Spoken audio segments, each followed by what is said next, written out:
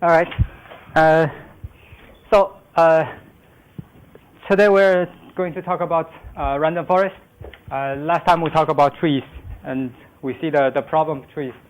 This is not good for prediction, but there's some good things in terms of capturing the nonlinearity, right? And today we're going to introduce this tool that keeps all the good things about nonlinearity, but at the same time improves the accuracy by a lot, at least like 100% in the examples later. There are a lot of other good things later you will see. This is the most user-friendly prediction tool you can ever find, in the sense of there's minimum human input. So you basically put the data in and just run it. There's not much you need to struggle with. Right?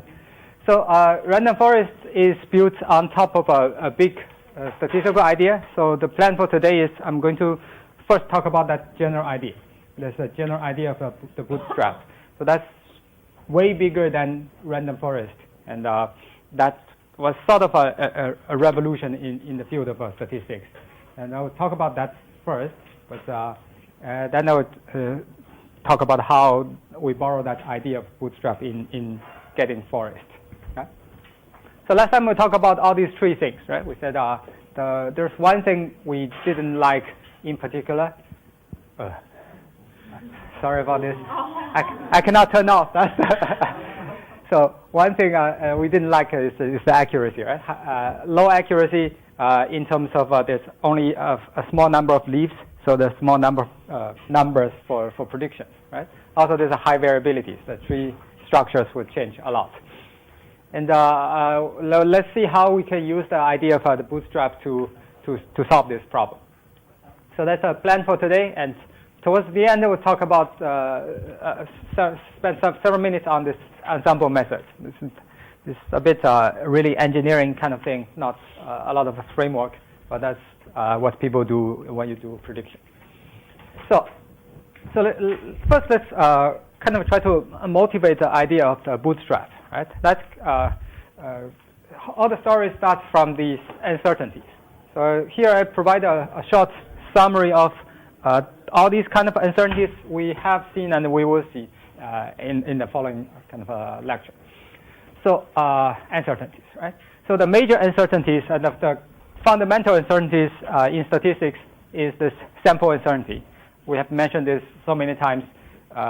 Whatever things we derive from a data sample is not that trustworthy because this data sample itself is random, right?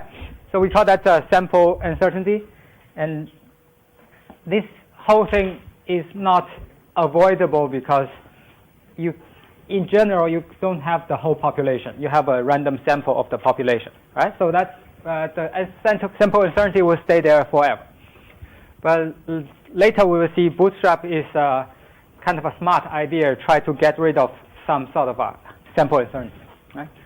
Then we have seen other uncertainties like data partition uncertainty. So we said when we do cross-validation, when we split data for training and validation, we do a random split of the data, right? So there's some data partition uncertainty. And this is part of the uncertainty we introduced over the course of developing the algorithm. So this is kind of we made it uncertain, right? So these are, in general, nicer uncertainty because we made it. So in order to get rid of that, we said we can repeat this many times, right? If you don't feel comfortable with one random split of the data, you can repeat it many times and take the average, right? So this is relatively nice to deal with. And there's also tool-related uncertainty. Is some randomness embedded in the algorithm we're talking about. Later we'll talk about the random forest. So basically, in the process of building the model, they introduce randomness. So the resulted model is somewhat random. Right? This is again embedded in the algorithm. It's made by us. So they are kind of relatively easy to deal with. Right? So we just by repeating and taking average, you can get rid of all these uncertainties. And the last one is test data uncertainty. We said even if you build theoretically the best model, but the model is still, at the end of the day, subject to test evaluation.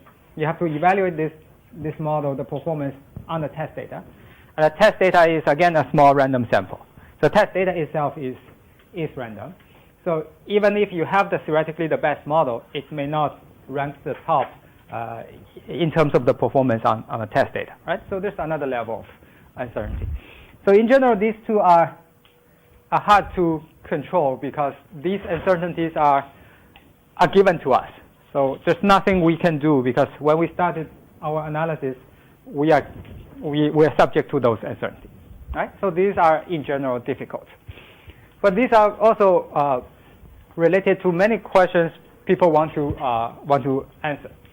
Like in pretty much all the statistical analysis estimation, people want to answer like how my final analysis result would depend on this data sample uncertainty, right? How random my conclusion would be. So I want to answer that. We have done this like in linear regression. We have the betas. So that's the final output of my analysis, the slopes and the intercepts. So we want to see how random they are, how much dependency are there because of the data uncertainty. So we have all these p-values, all these t statistics, z statistics. Basically, these are theoretical methods developed to give you an idea how uncertain this guy would be, right? So there are theoretical methods kind of in this area helping you to understand how your conclusion would fluctuate due to the data uncertainty, right? But these are, in general, very limited kind of tools. The majority of the statisticians, their job were in the past were basically developing estimates. These guys, right? So they develop estimates about the standard error of these betas, right? I want to know what is the best estimate of beta, but at the same time how these betas fluctuate, right? But this is difficult because in order to have a theoretical characterization, you need to make a lot of assumptions. Remember, in linear regression, we make all these assumptions about noises are normally distributed, independent of each other, how most does stick, so they all have the same variance, and all these things. So only after having all these assumptions satisfied, and you can use the t statistic or p-value, right? Otherwise, it's just a approximation. So in practice, this is super hard, but in practice, there are so many different type of statistical estimations, and people don't have a theoretical way to say something about how they are going to fluctuate, right? Just last time we have this lasso, we end up having some of the beta.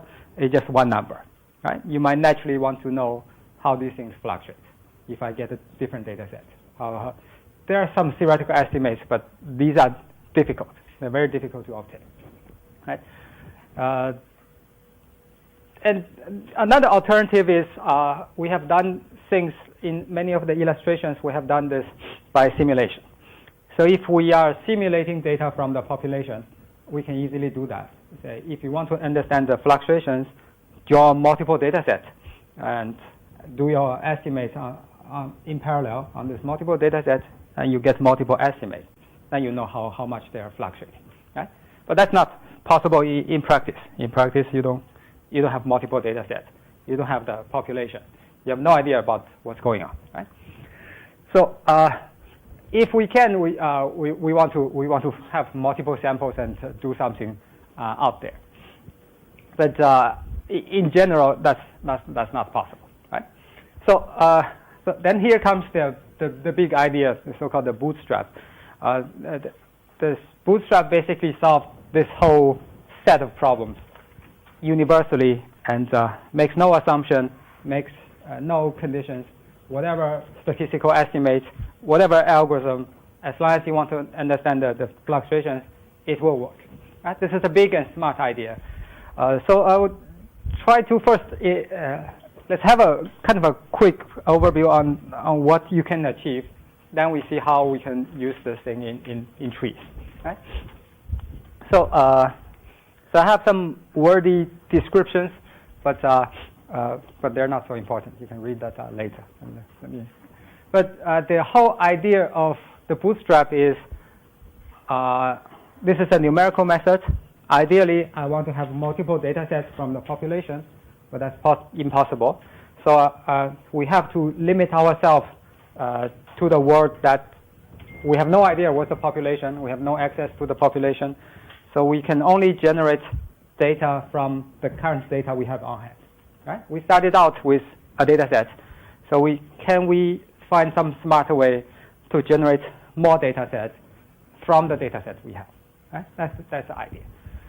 From the current data sample we have. Right? So the idea is pretty long. Let's not spend time on this. Let me draw the pictures. But the key idea is joining data with replacement. Right? Let me put the pictures, and you will see the difference. So let me first do the ideal way. So in the ideal world, what can we do? Right? Then we go back to reality. So in the ideal world, we have a population.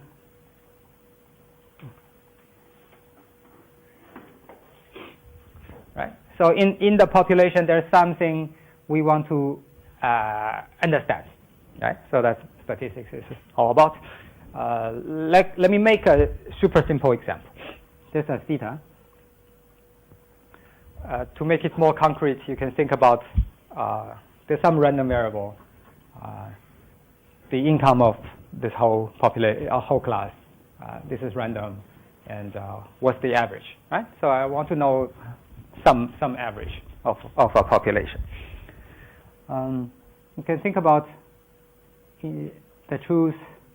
There's a true distribution in the population, right?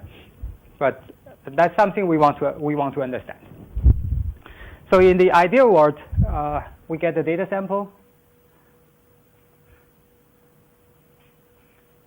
D1, with n data points, right? We sample from the population, we get n data points.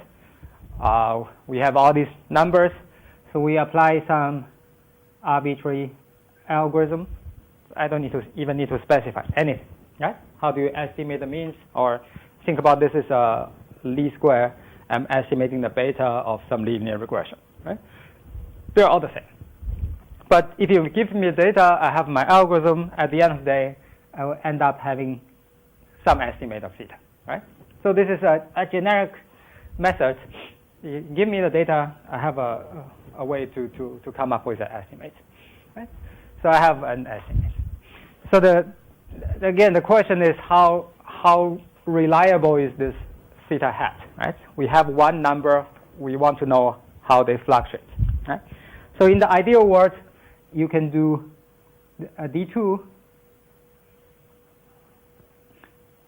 repeat the same thing, apply the same algorithm, get another estimate, right? Then you repeat this many times.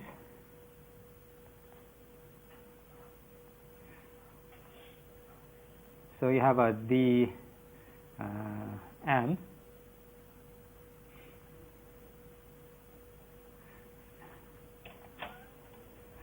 Right? So you repeat the whole process m times. Every time you have a data sample from the population, and you apply your algorithm, you get a theta hat. So at the end, you have m numbers. Right? Coming from these m numbers, you can say something about your theta hat. You say, hey, actually my theta hat goes like something like this. I can say there's some standard deviation. Theta hat is fluctuating in some range. Right? I can have a confidence interval. 95% of the time, my theta hat should be in that range. Right? All these things. So this is the ideal world. When we do simulation, we have the population. We can simulate multiple data sets. Now we can do all these things. Right? So what's the problem? The problem is, in practice, what do we have? So in this whole picture, think about in practice what we have. We don't have the population. We don't have all these data sets, right? So in practice, these things are not available. Right? You only have that small data sample. That's all you have. Right? That's in practice. So Bootstrap is the idea of, I still want to have multiple data sets as close as these guys. I don't know how to do that for now, but this is my target. I want to be able to generate multiple data sets based on the data I have, the D1 I have on hand. Right? And if I can generate multiple ones, I can apply my algorithms, get my theta hat, then I can plot this histogram similarly. Right? So the question is, how do we really get something here, here, here?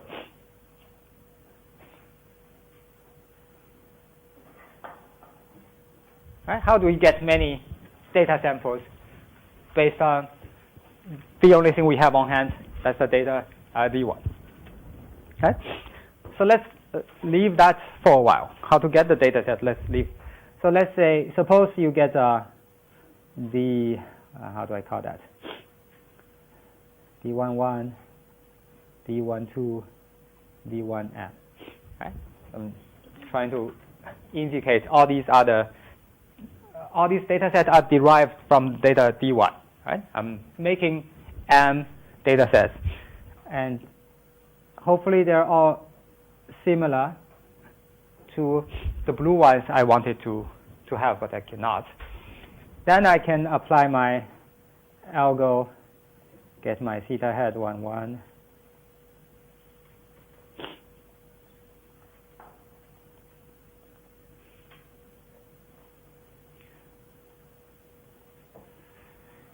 And if that's possible, I should have a distribution something like this. Then I should have the center, I should have the sigma plus sigma minus sigma. Put a different center. Right? So if that's doable, I should be able to get a similar distribution for my estimate. Right?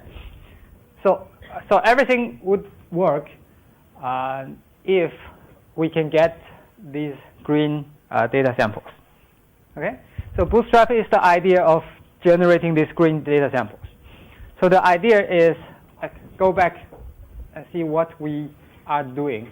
The idea is, the best thing we can do is to get some data drawn from this nice theoretical distribution, but that's not there yet. We need to find an approximation. What can approximate this beautiful smooth curve? Right? Let's check what we have on hand. What can approximate that thing? Right? If you think what we have on hand is a data sample, if you think about the distribution of this data sample, it will look like something like this. Right? This is a bunch of data points. We can plot a histogram. Okay? So that's the distribution of that histogram.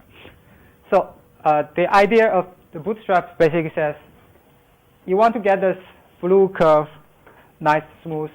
It doesn't exist. We can use the black one to approximate that. Because that's theoretically, because this data D1 is coming from that population.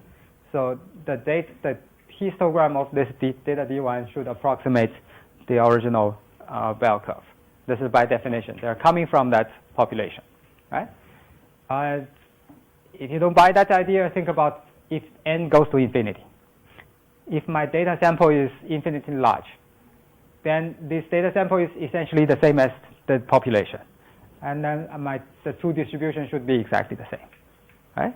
So ideally, if you have a larger data sample, this approximation is going to be better. But given any finite data sample, that's the best. That's the only thing we have on hand, right? That's the best thing we can use. So the idea is, instead of generating things from that nice smooth curve, we generate data points from this histogram. How do we generate data points from this histogram? Right? So Bootstrap says you have n data points in your data set D1, and you want to generate, let's think about one data point. I want to have one data point that follows that histogram. What do? We just randomly pull one point from that pool. Right? I have a pool of points, n points, in my data set D1. Right? If I randomly put one, that one data point can be anywhere in that histogram. Right? Because that's from that subpopulation. Right? Okay? So we just put one point. That point is coming from that histogram. Right? I need a data set, the green ones, of n points. What do? We repeat n times. Right? We repeat n times. Right? But this n times, we need to make sure every time we draw, this is the same thing. It's still the same pool of points. We take one or keep it on the side. And then the next round, we need to draw another point. We still keep those points there. That's still the same pool of points. The points didn't change, so the histogram didn't change, and we pull another one. Right? So this is simply sampling with replacement. Right? I sample one, I put it back. Right? I sample one, I put it back. Right? I just always sample, and I take a point on the side and put it back. I keep the pool the same. I never change the pool, and the pool represents that histogram. Okay? All right? Conceptually, that's the idea. Idea is we don't get the blue distribution, so we use the black distribution. And the black distribution, so first of all, black distribution approximates the blue distribution, right? That should be okay. Right? The second question is, how do we sample from the black distribution? That's not difficult because that's finite number of points. So we just every time we just pull one point, right?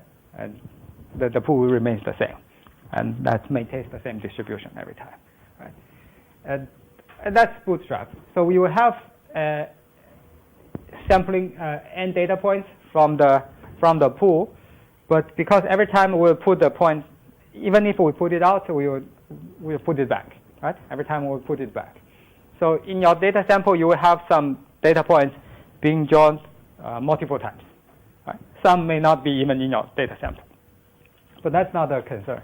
The issue, the only thing I want to make sure is the data sample we got follows this histogram.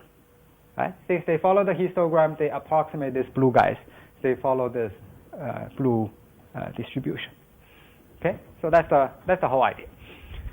So we can sample, then the rest are the same, right? We can sample, we can make a lot of data sets, we can do this, and we can estimate. But that's just the algorithm, right? The big result here says if you can get a blue distribution here, this guy somewhat approximate this guy, the things we want ideally, but not perfectly.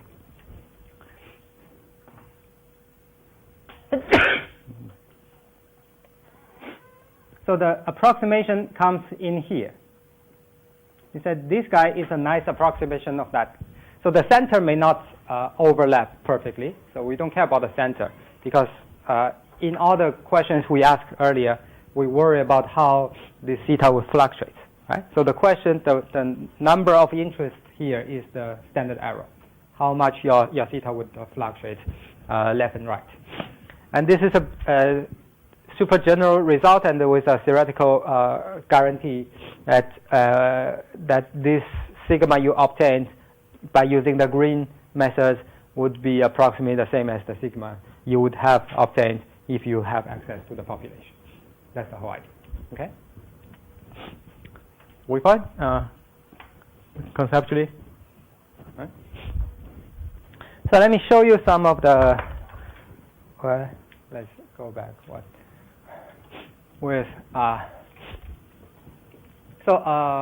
Yeah, this is basically a verbal description of the algorithm. So we obtain many many data sets repeatedly by sampling from this pool of data points, n data points, with replacement, right? Every time we pull out and we put it back. So we obtain multiple samples. And for these multiple samples, we do our whatever algorithms in parallel. For these multiple samples, we'll get multiple outputs. Now we can estimate the fluctuation of the output, right? That's the whole idea. And think about what are the assumptions we have made here. Or think about the restrictions of this method. Right? Earlier we said that theoretical methods need to make a lot of assumptions. What are the distributions of the epsilons? What are the independence? What are the all these, right? Here, what are the assumptions we are making? D1 is randomly population. Which one? D1? Yeah, that's yeah. So the only thing we need is D1 is a decent data set. That represents the population. Right? The only thing we need is this black histogram represents this thing, right? So we didn't make any assumption on the algorithm. It can be any method, correct or wrong. Any method you are ending up can take the data as the input and generate an output theta can be fitted in this framework. Okay? So this is super general. Can be applied to pretty much every statistical method. So that's why after this thing has been developed, a lot of statisticians actually lost their job and their hope and their things they want to fight for the whole life. They want to develop some theoretical estimates. There's no more. So if you don't care about the numerical component, computations is not a concern. So this can pretty much tell you everything. So this homework is about lasso and ridge regression. Last time people were asking, how do we get a confidence interval or p-value, all these things. So today the homework is applying this thing. So just the algorithm now is lasso. So you take a data set, you run a lasso, you get a bunch of beta. So you can repeat this many times, and you will plot the distribution of every individual beta. And you can say a lot of things about, is that kind of a very different? You can plot the distribution. You can say, is that thing very different from 0, or sometimes it's positive, sometimes it's negative. Right? To what extent you can trust this beta estimate? Right? So it basically applies to anything. Okay. So before we move on to let me show you some code, not code, some illustration.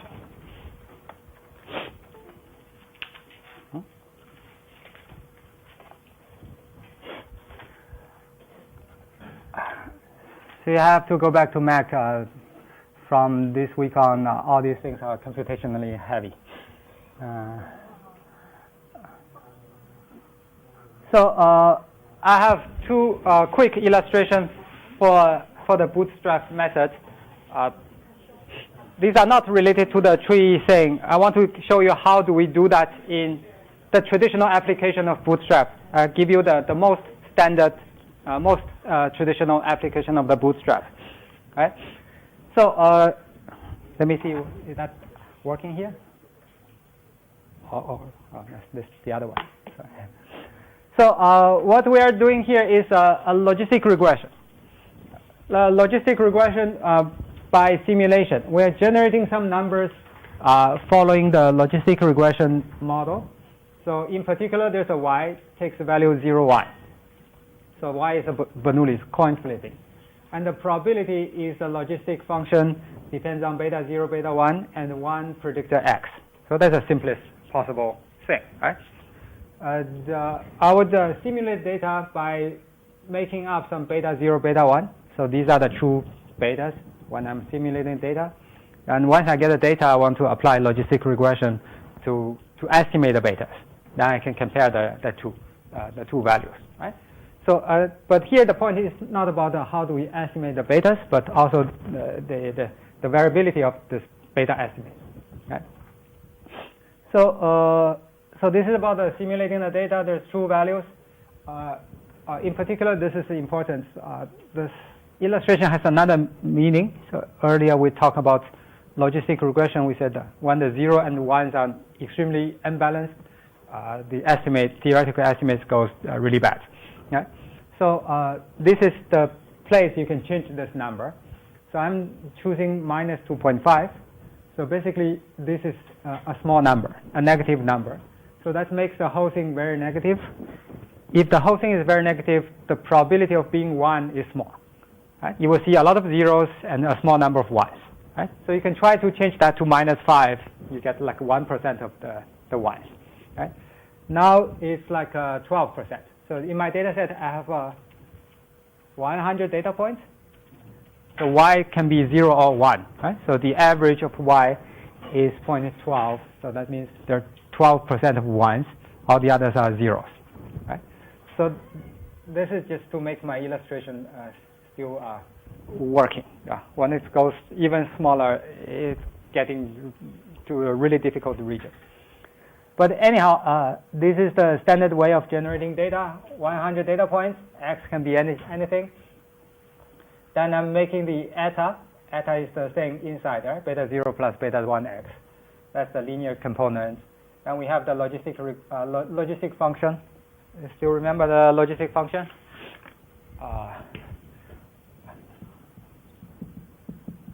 Logistic function of the eta is e to the power of eta plus 1 plus e to the power of eta, right? But that's the theoretical formula we have been talking about. But in practice, nobody do this thing because you have to calculate the exponential twice. Not very smart. So you can do that, divide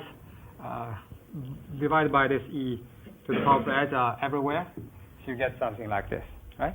So that's my formula, 1 over 1 plus e to the power of minus eta. So that gives you the probability. So that gives you the probability for each point, the true probability for each point to be 1. Then the y's are basically coin flipping. So I have the probability for each coin. So I just flip each coin once. I get, according to the probability, I get a bunch of y's, right? So at the end, my data set is x and y. There's no p, right? If you have the p, this is a trivial problem, right? So you have the predictor and the 0, 1 labels. So this is the data set, right? So is that clear about the data?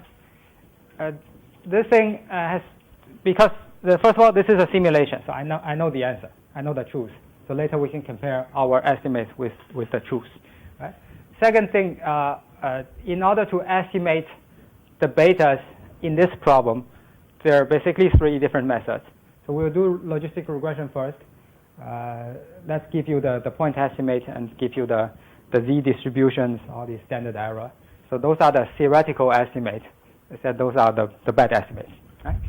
Then we would do the other approach. Earlier I just showed the blue approach, where because this is simulation, we can do the blue approach. So you can generate many data sets, many data samples from the population, and to do your estimate. Then we'll do the bootstrapped approach, the green one. Okay. So single logistic regression, I don't need to spend time on this, right? Y against X data, binomial family. What do we see? So beta 0, this is the estimate for beta 0. This is the estimate of beta 1, right? We know the truth was minus 2.5 and 1. Here is minus 2.7 thing and 1.08, right? About 10% off, right? But that's not the point here. The point here is about these guys.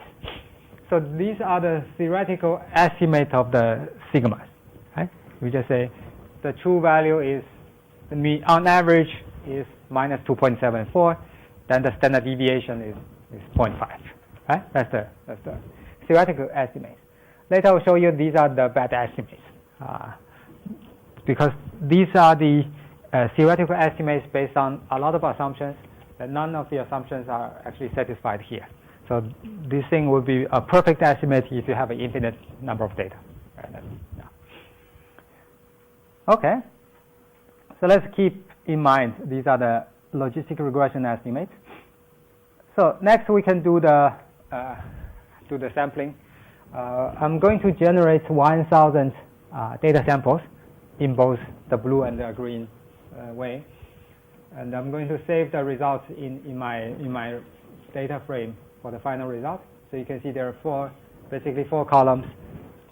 Beta 0 estimates by the blue way, labeled by population. So I can sample from the population. I have beta 1 estimates when I sample from the population. Then I have the BS way, beta 0 and beta 1. Right? So let's see the population. Population is pretty straightforward. All we need to do is to repeat what we have done 1,000 times. Right? Earlier we have run one run. Right? We just take a big loop, generate in each iteration, generate a new bunch of 100 data points, fit the logistic regression, and save the coefficients from the logistic regression to the data frame. Right? Okay? So that's just mechanically repeating. There's nothing special. Right? So at the end of the day, I have the two columns filled. So these are the beta 0 estimates for each run. Right? Now you can see the variability out there. Right? Beta 0 can go quite different from time to time. And beta 1 is also like that. Right? Keep in mind, the true value of beta 1 is 1. Right? You can see it can be quite off, depending on the data you have. Right? Data is 100 points.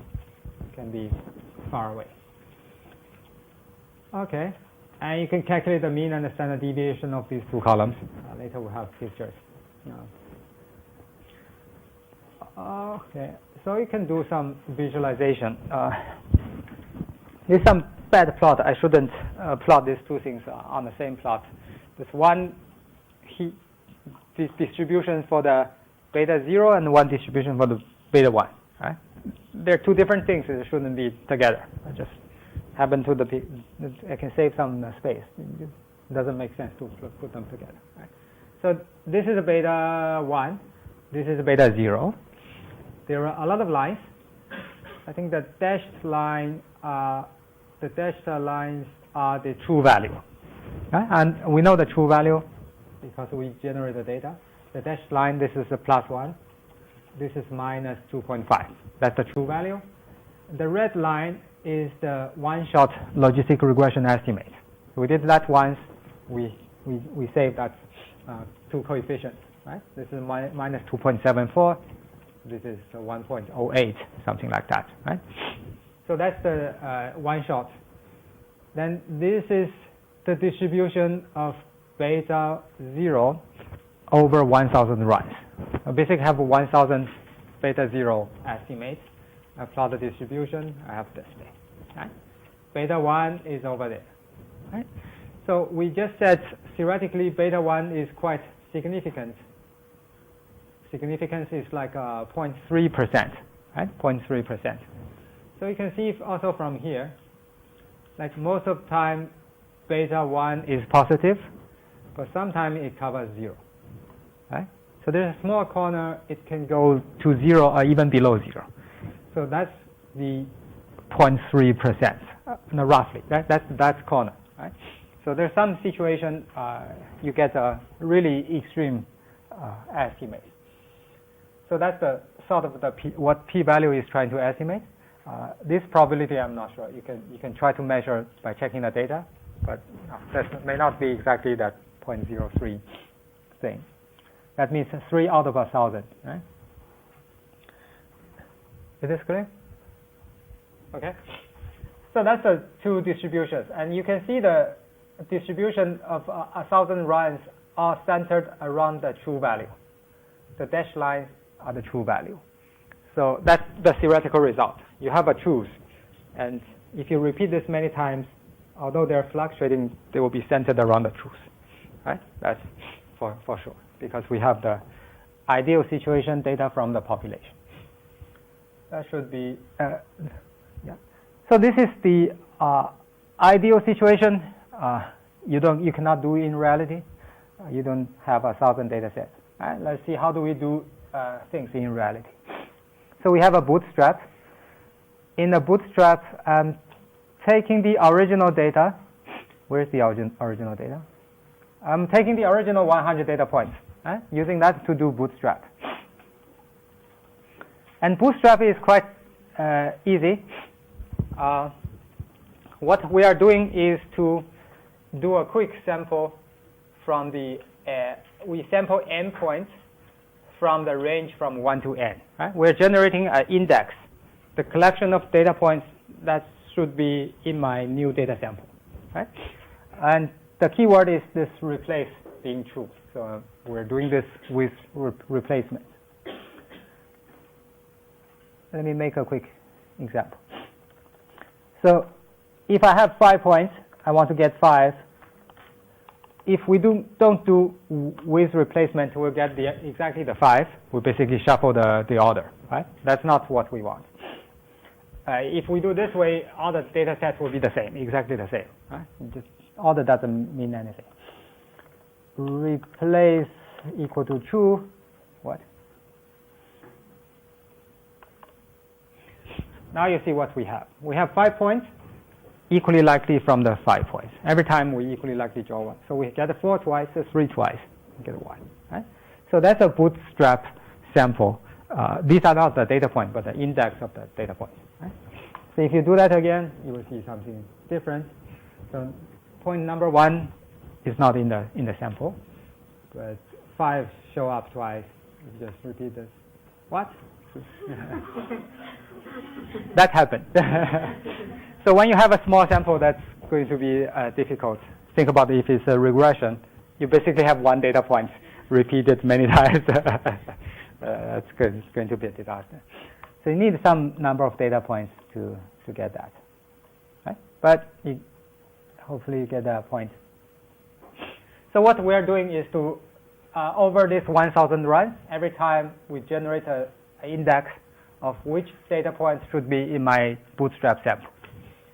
And the rest are the same. I'm running logistic regression, binomial family, and use that index as the subset. Right? I'm only choosing those points in my data.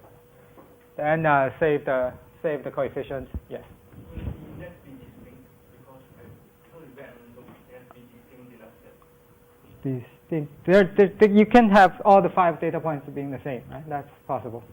Different sample that generates 1, 1, 1, 2, 2 again. You have no control. All the samples are independent of each other. You basically redo everything independently. So you don't really look at the first 5 samples didn't have 1, so maybe I should have a sample with 1. No, they're just independent. Right? Just do independent jobs. Right? You might have, a lot of redundant points. Later we'll talk about how people solve those things. But that's pretty much it. All the others are the same. We feed the logistic regression. We save the coefficients into the results. So that's the last 2 columns called the BS. So you have the mean and standard deviation. Right? So let's look. Now guess the plot. Right?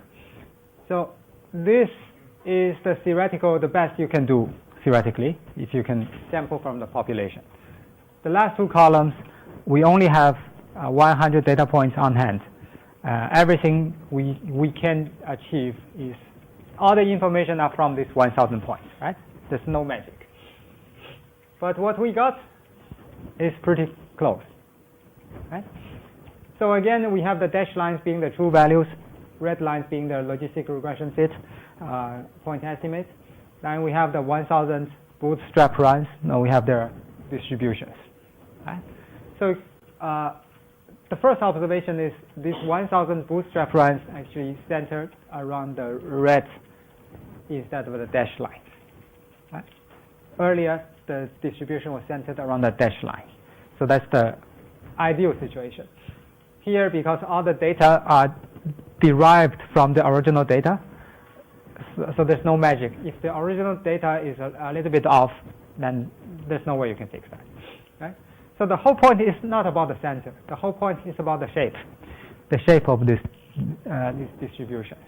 If you compare the shapes here and here, it's pretty much the same thing, right? So that's the magic. You get the shapes, If you want to say something about the p-values, you can also estimate the p-values here. So that's a bootstrapped estimate of the p-values, all these things. And you can zoom in and do some further comparison. So this is the beta 0 from the two ways of getting things. Yeah. Again, you can see they shift left and right. Right? That's true. That's the limit of your data you have on hand. But the shape is pretty close. Right? The other one, similar. Right? And back to the original thing we are doing. So we are trying to compare these three different methods. We said from here, we say the standard deviation, the sigma, coming from the population method. This should be the answer. That's the truth. Right? That's the best way we can get that. So that's the standard deviation of the black distribution. Get 0.529. And this is the bootstrap estimate. Right? 0.55. And this is the logistic regression estimate. Remember that? So that's the standard error at the very top. This guy. Right? 50282. What? I put the wrong number? Yeah, anyway.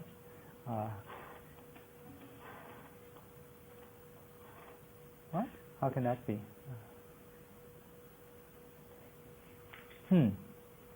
Yeah, anyway. Now you can check that the correct number. The other one is similar here. You have the truth, then you have the bootstrap estimate, then you have the theoretical estimate. Right? So in reality, basically people are struggling with this. Do I do the theoretical way or do I do the bootstrap way? Right? The theoretical way, it depends on a lot of assumptions, and the bootstrap way makes no assumptions. Right? You can always do that if computation is not an issue. Okay?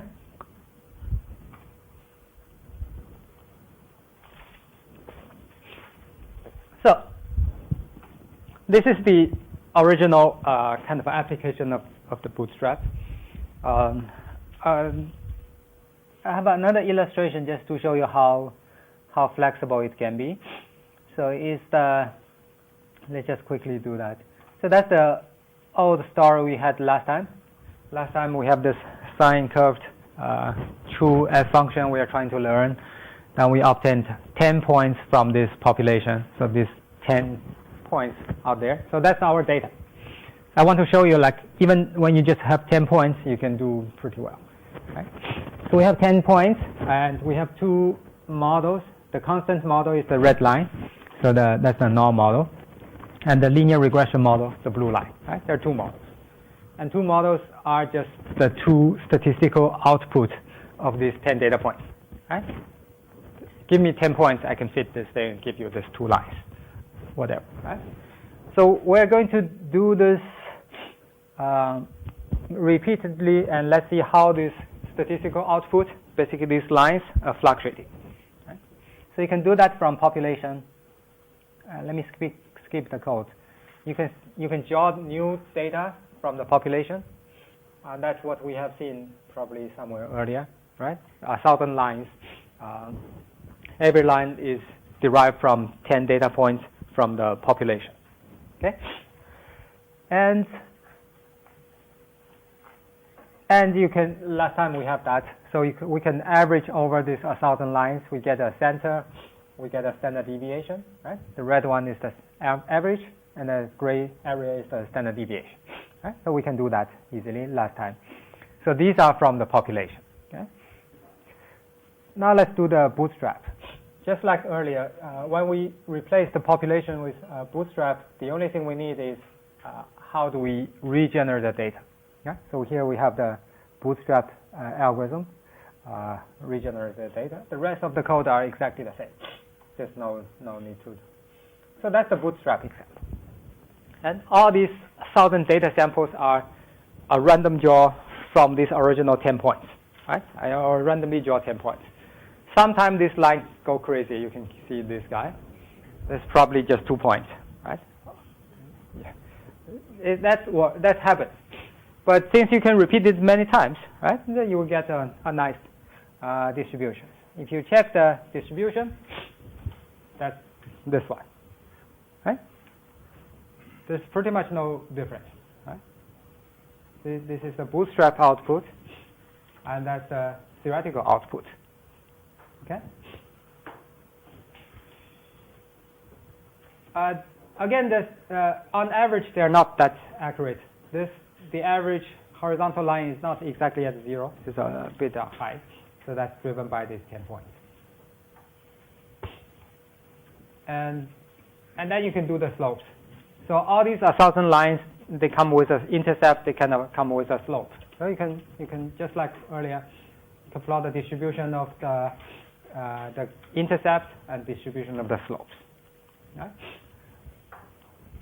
These are not so close as before because there's only 10 points. Right? The more data you have, the more result, the better result you will see. But if you just measure the standard deviation, this is the number you obtain from the population way. This is the number you obtain from the bootstrap. Right? Pretty close. This is for beta 1. Right? Okay. So that's a much bigger idea, kind of revolutionized the area of statistics. A lot of people stopped doing theoretical analysis of all these things. Because in practice, there's a universal solution for that. Okay. Okay, let's go back. So this is the classical application of the bootstrap, more general. And right?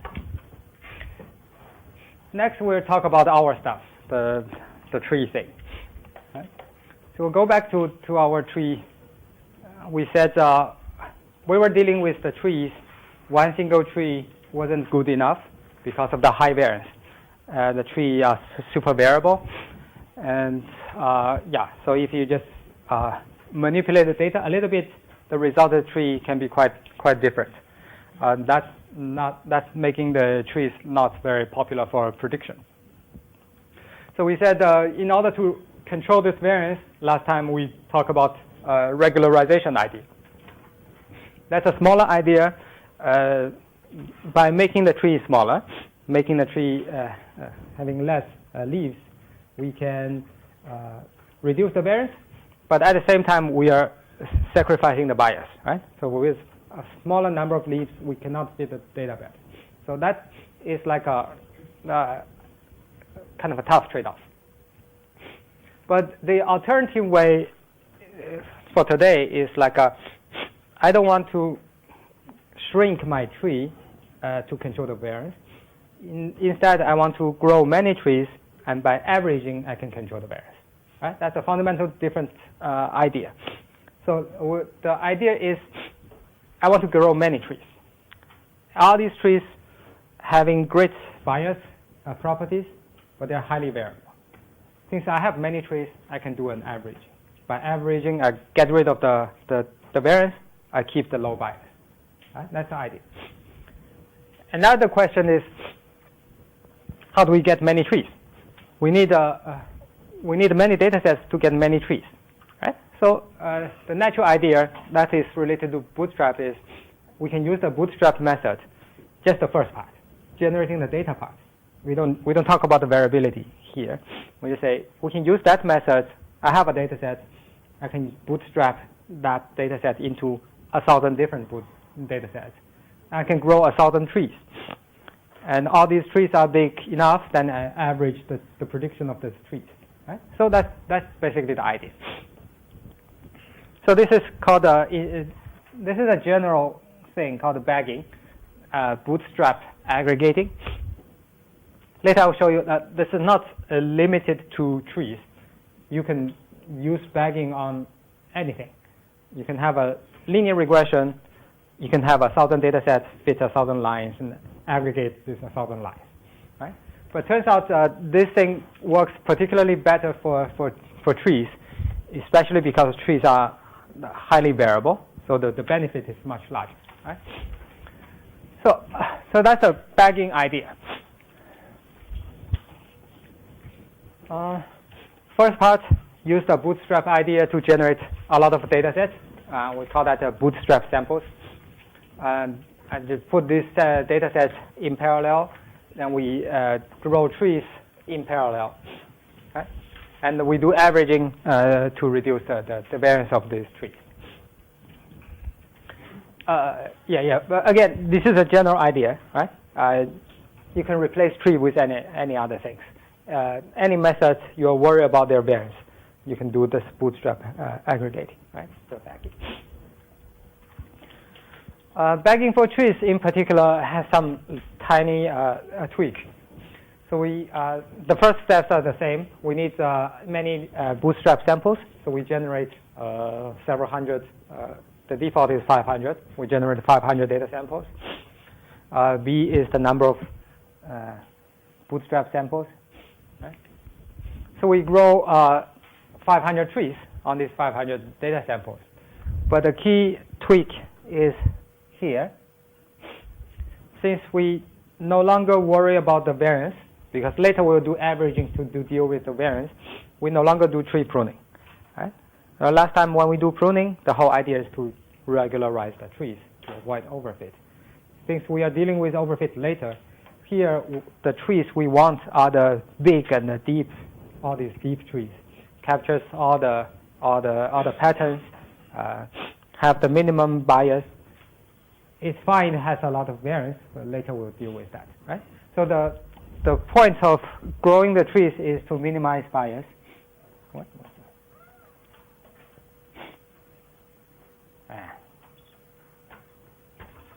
How do I? So the only focus is the bias at this stage, at the time for growing the trees. So typically, in bagging, the trees are really big and deep, have many leaves. Right? Yeah. And also, that's computationally that's much easier, because the last time when we grow trees, the majority of the computation is cross-validation and pruning. Right? If you don't care about the pruning, you just grow the big tree. That's much faster. Yeah. And then we have all these 500 trees. All these 500 trees predict on the data, whatever test data you have, they all predict, and you can average. Right? So the idea averaging is just some implementation details. If you are doing regression, so you can just have 500 Y prediction and average over this 500 Ys. Right? That's your final prediction. For classification, then there are two types of treatment. You can do the majority vote. You say out of this 500 trees, how many believe this point should be 1? How many believe this point should be 0? Right? You take the majority. So that's a majority vote. Also, you can average the probability. Right? Every tree predict a probability for this point. Right? You can just aggregate the probability. If you want to do this ROC stuff, you need a probability. Right? Okay, so that's basically bagging. So let's see the output. So later we'll see this Boston housing data. So it's about predicting house price, not individual houses, but different different residential areas around Boston. Right? They have some like 13 predictors. And so on this picture, I have the bagging output. So this is the number of trees, right? So there's the number of bootstrap samples. Right? The plot is like a sequential, but when we run this, we run 500 trees all in parallel. But the plot shows you if you just aggregate the first 2 trees, what's your error? And you aggregate the first 3, first 5, first 100, what's going to be the error? Right? The error goes down quickly. Another thing to note, this is the tree solution. This is the optimal tree solution pruned. This is use the method we learned last time. We build a big tree, we then prune it and go to the optimal tree size. So the error is about 28. Right? And when you check the bagging solution, initial error is higher than that because the first tree, the trees we built in bagging are not pruned. Right? So there's some overfitting. So if you just take one tree, that's going to be worse than the optimal tree we have here. But the error goes down quickly, like almost vertically. So you just need like 50 trees, you get to that. And after that, it all stabilized, stay constant. Right? So this picture has several critical messages that shows all the benefits of this method. Right? First of all, check the error. Right? Check the darker red line. That's the test error. So we go from 28 to like 30. Later you see the data is like a 13 point something. Right? So we halve the error by just put bagging. Right? There's nothing else we did. Right? The same data. We didn't touch the features. Just by averaging, we actually halved the error. Right? The other beautiful thing is on this side. Think about what are the human inputs so far. We said we have this data. There's 1y. There's 13x out there. What are the things we need to decide before we run bagging? Number of trees, right? And that's the only decision we need to make. The only parameter in this whole model is how many trees you want to do. But that's a trivial decision because that's not like other parameters, like lambda in Lasso. The error goes down and go up. So you need to find the optimal. This is a trivial decision because this error never go up because you are average. The more trees you include, the more things you average. There's no overfitting. So lambda is not a parameter for this complexity thing. Right? So there's no overfitting.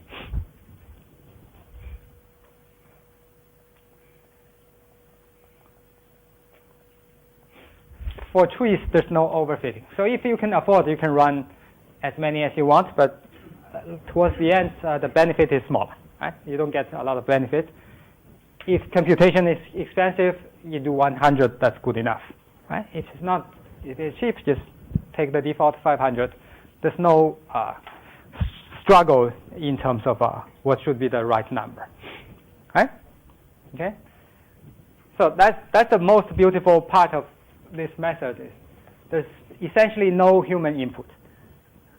There's nothing you need to worry about. You just run that. There's no overfitting concern. All the things we have been talking about was how do we struggle with picking the right parameters such that it doesn't overfit. This thing never overfit. So you don't select the parameters, and therefore you don't do cross-validation. Right? So computationally, that's so nice. Right? And later you will see that the performance is also quite good. And computationally, you basically repeat the tree building process 500 times. Right? So if you can afford that, that's a great solution. Okay? There's two big things, right? It's accurate, reasonably accurate. Second, no overfitting, therefore no cross-validation. But then you end up in a situation like when you need to compare this guy with some other tools, with Lasso. Then you need some out-of-sample performance so that you can compare with other tools. Right? All the other guys have a cross-validation error. And this guy, you didn't do anything. You just have the results. How do you know? Here I have the test error, right? But that's not the thing. So how do we compare this guy? How do we say something about the out-of-sample error without another test data set? Right? Turns out there's the third beautiful thing is this guy. There's something called the OOB error. So that's the lighter red line. So that line is generated with the data sample itself. the darker line is the test data, right? That's another data set. This lighter line is generated using the data sample. So that's somewhat approximates the cross-validation error.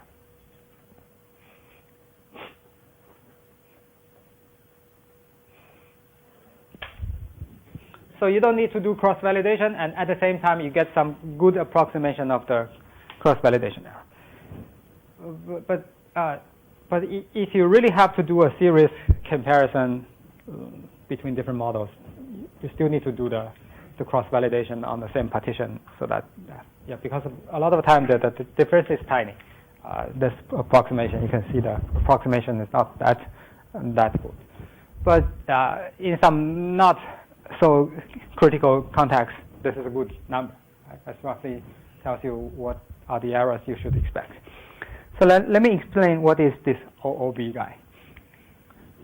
So let me do the picture again. So out of bag is a nice byproduct. Where are we? Byproduct of this whole idea of bootstraps.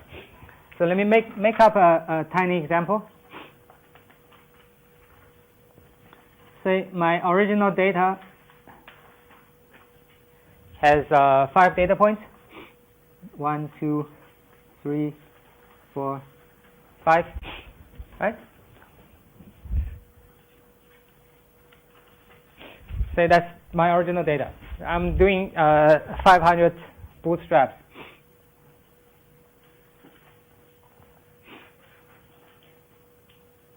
I'm growing 500 trees. Right? Now imagine in each bootstrap samples, what are the data? Right? Earlier we tried that. Right? You might have 2, 2, 3, 3, 5. That's something we have seen. Right? 1, 5, 4, 2, 1. And just randomly put something. Right? I have 500 such data sets using Bootstrap. Then when we do bagging, what do we do? Based on each data, we apply the tree algorithm. We build a tree, something like that. Right? We'll build another tree, and build another tree. Right? I have 500 trees. Then I have all these 500 trees. I do prediction. I have some test data on the side. And from the test data, I'll have y hat from data 1, y hat from data 2, y hat from data b, 500 of them. Then we aggregate.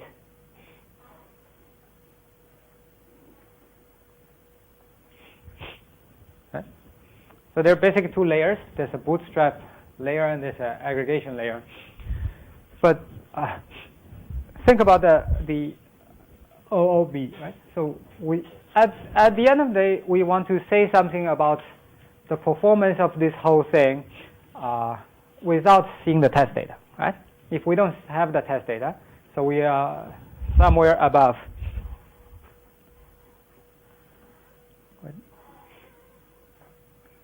So we are above this line.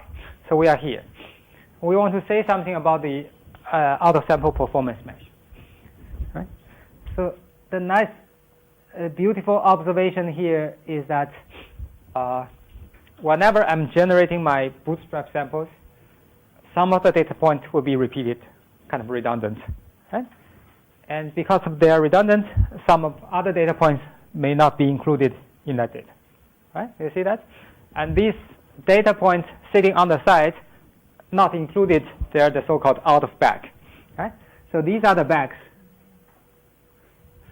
Those data points are in your bags, so you have multiple bags. Right?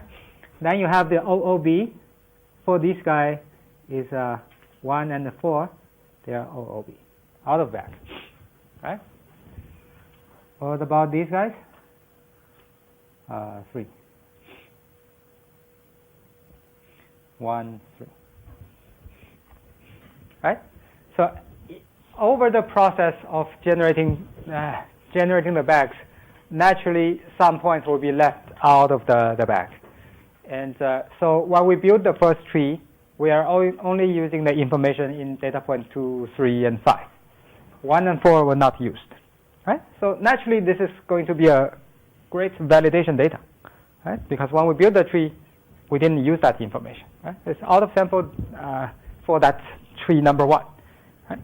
So we can use that tree number 1 to predict on this out of bag data points. Then we use tree number 2 to predict on this point number 3. Therefore, all these out of bag data, we can use those trees. When they were built, they didn't use those points information, and they can predict on those points. And at the end, you can aggregate all these errors. You would get an OOB error. Okay?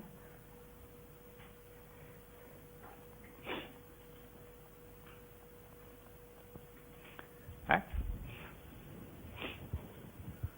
So you can use the trees to predict on this. Right? This is essentially a training set and validation set. Right?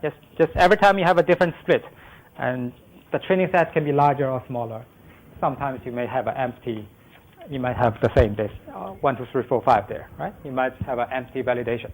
But in aggregation, at a total level, you should have some reasonable amount of data points outside, a reasonable amount of data points inside. Okay? So that becomes a byproduct. If we measure the out-of-bag error, that's going to be just like validation. Okay? Okay. So next question is how many data points will be in bag and how many data points will be out of bag on average? We have a rough estimate. If you just do 1/3, that's on the slide. That's not accurate. That's a wrong answer. Let's think about 1 data point. What's the probability that 0.5 is in bag? What? Point number 5. Let me do out of bag. What's wrong? Yeah. What's the probability for 0.5 out of bag number 1?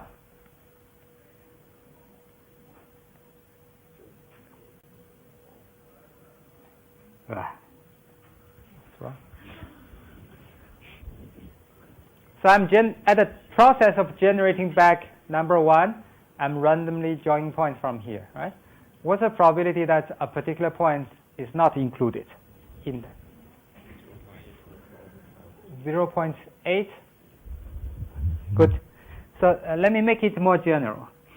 So the probability is basically this 0.5 has 5 chances because we're joining 5 times independently, right? If there are n points, you have n chances. And you want to make sure this point don't get chosen in any of the rounds. So every time it's not being chosen with a probability of n minus 1 over n. Right? Every time this is 80% of a chance it's not selected. Then we repeat this n times. Right? So that's the probability is not chosen. Right? So mathematically, this thing, as n goes to infinity, this thing goes to 1 over e. That's roughly, what is 1 over e? Let me calculate.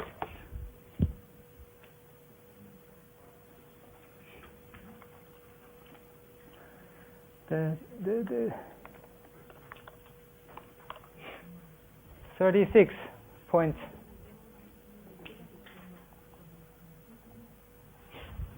Right? So that's the probability of out of bag. So that's for any data point. There's basically roughly 1/3 of chance. That's roughly on the slide. Roughly 1/3 of chance is out of bag. 2/3 of the chance is in bag. Right? Or alternatively, if you're talking about a bag of n points, roughly it will include 2/3 of the points. The other 1/3 of points will be outside. Right? So let's just like training and validation. We basically keep the training data, 2/3 of the data points as the training data. The rest, 1/3 on the side is the validation, right? As roughly. Right?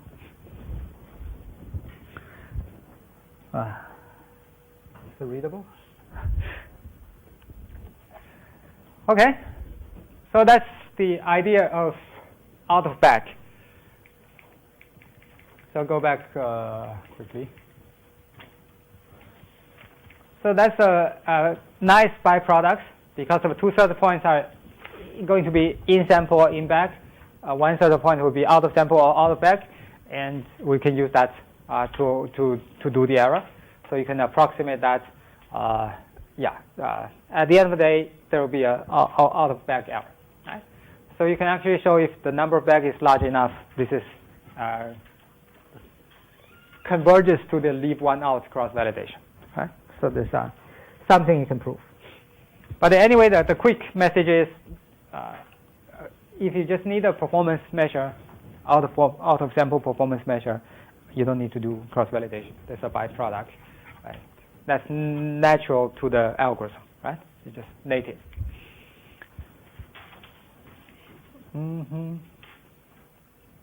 Okay, so that's bagging. But in practice, nobody talk about bagging. But bagging has some tiny thing. There's another small tweak to get to the random forest, right? So when you do bagging, people use this in practice. People realize that it works okay in most of the situation, but in some situations it just mess up things. That's exactly because sometimes you have the some of the predictors to be dominating. Explains most of the information. And when you grow like 500 trees, you basically get 500 trees. They're almost the same. Right? If you have things almost the same, then when you aggregate, you get less benefit. Right? Do you know all this kind of a risk pooling kind of idea? When you buy stocks, you want to buy many stocks because they all have their own noise. Right? When you have many, when you put them together, their noises cancel out each other. Right? That's the variance reduction thing. Right? But it's not like any stocks can be aggregated and get rid of the error. It's those who correlate a lot, like whatever, Microsoft and IBM, they all go up and down together. Right? And when you buy the two, you get less benefit of pooling. The ideal situation is you buy those negatively correlated. One goes up, the other goes down, and they all perfectly cancel out. Right? So the situation here is the same. The benefit of risk pooling or the benefit of a variance reduction by averaging is higher if these trees are different, are very different. If they're all pretty much the same, then the aggregation doesn't lead to a lot of benefit. And that actually happens a lot because all these trees are grow based on the same data set, and you have the same predictors. So if you have a dominating predictor, then highly likely you have 500 similar trees.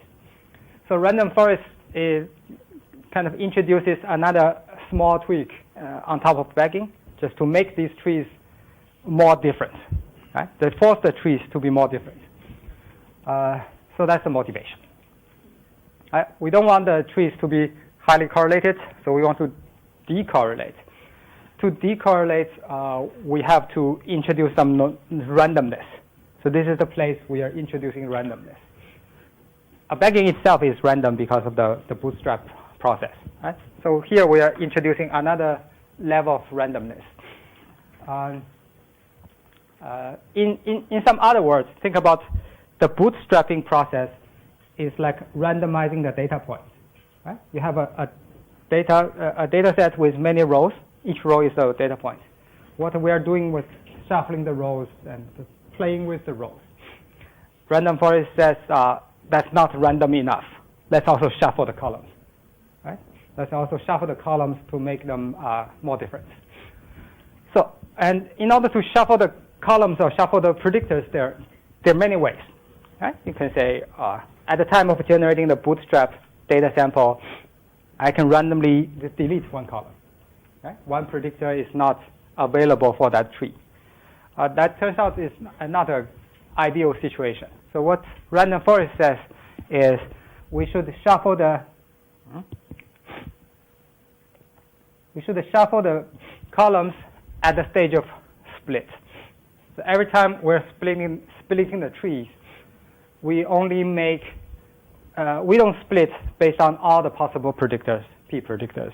We only split based on a random subset of the predictors. Okay? Think about we're building a tree. There's a first split.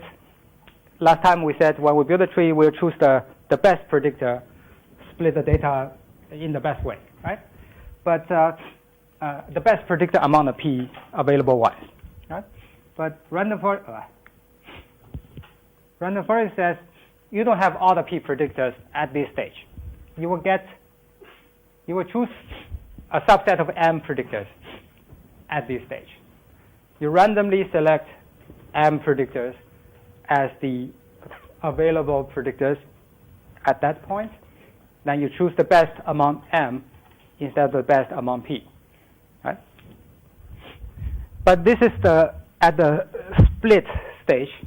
Later you will split again. Then you will randomize again. You do that again. Choose another subset of predictors and make them available for the splitting. Right? Do you see essentially what it's trying to do? It's trying to shuffle the columns, right? But it's not like take out some of the columns completely from the tree. Instead, by introducing this randomness at the split stage, you're basically shuffling the sequence. Yeah?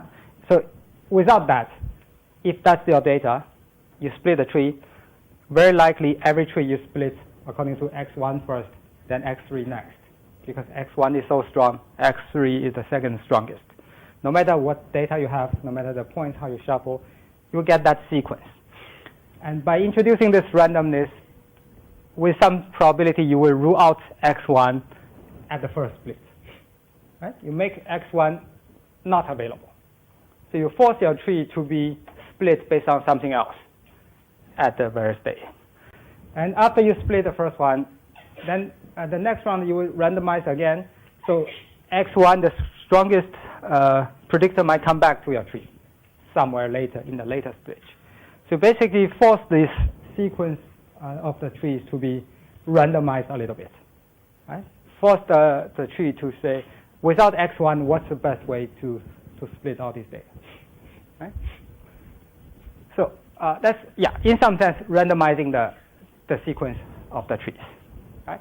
And that makes the trees look like different because the roots are different. Right? Last time we said the tree is very myopic. If the first split is slightly different, all the rest may be very different. Right?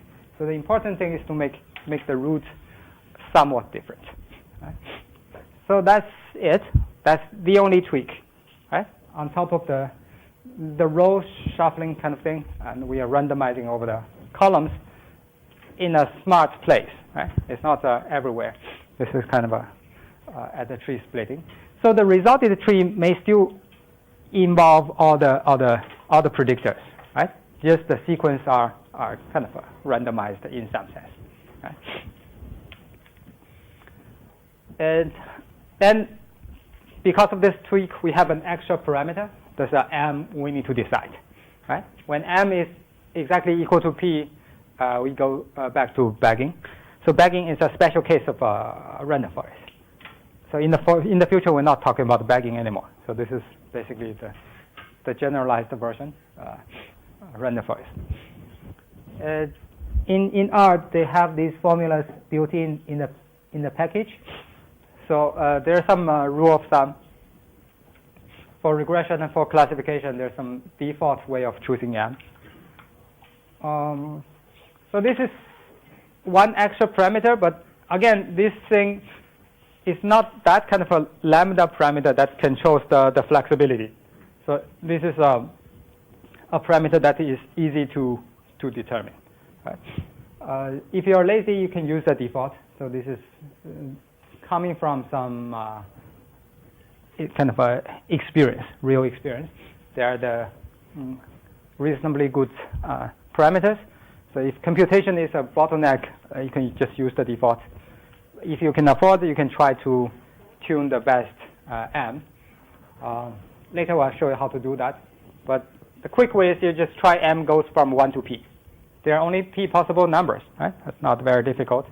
And since we're not doing cross-validation, all these things, there's OOB error out there.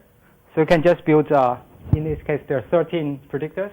Just build 13 random forest models and compare their error, right? OOB error. That's pretty quick. Okay. So we talk about why it works, right? Let's just try to shuffle the sequence and decorrelate all the trees, make them look very different, so that we derive more benefits. So that's a picture. The two blue ones are the errors from random forest. So you can see on top of the bagging, there's some another extra amount of benefit. Yeah, but all the other things are the same. The things that are exactly the same as bagging. You have the OOB error, and you can do a test error. There's no overfit, nothing. Right? This is using the default M, so we didn't even tune the F, I think, M. And if you want to tune the M, earlier I mentioned, later we'll do the coding. So we just try all these 13 possibilities. They're basically 13 random forest models and compare their out-of-bag error. It's pretty quick. Okay, let's have a break here if there's no further questions. All right.